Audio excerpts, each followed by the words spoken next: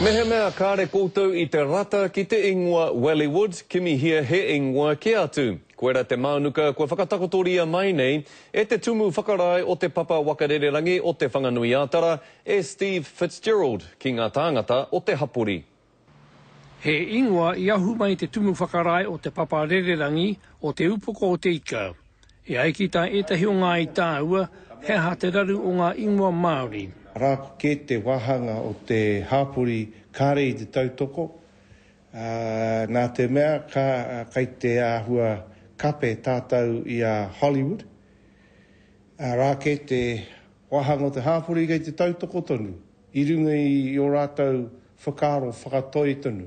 Ko te kia te tumu whakarai o te papa rererangi o te whanganui ātara, Steve Fitzgerald. I whakaarahia ke no e tēnei kaupapa I runga I te tonga a te koro matua o te whanganui ātara a Kerry Prendergast. Te rāpea me tuku mā te hāpori e kimi I tētahi atu ingoa I tuatu o Wellywood. Hei whakamau ki runga ngā puke o te whanganui ātara. Kei te huriau ki te wero ki te kaunihera o Pōneke. Kia whakatū tētahi haina e whakatū nei I ngā ingoa Māori ki runga I e rā wāhi.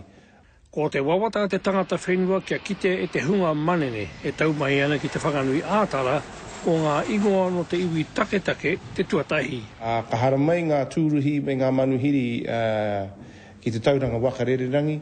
Nā, ko te tikanga ka kitea e rātau ngā haine e whakātu nei I te ingoa tūturu tonu o tēnei wāhi. I tēnei wā kei te tatari te taunga rererangi o te whanganui ātara kia hoki mai ngā whakauta a te hāpori o te ingoa kei te manakuhia e rātau. Joe Glenn, Te Karere.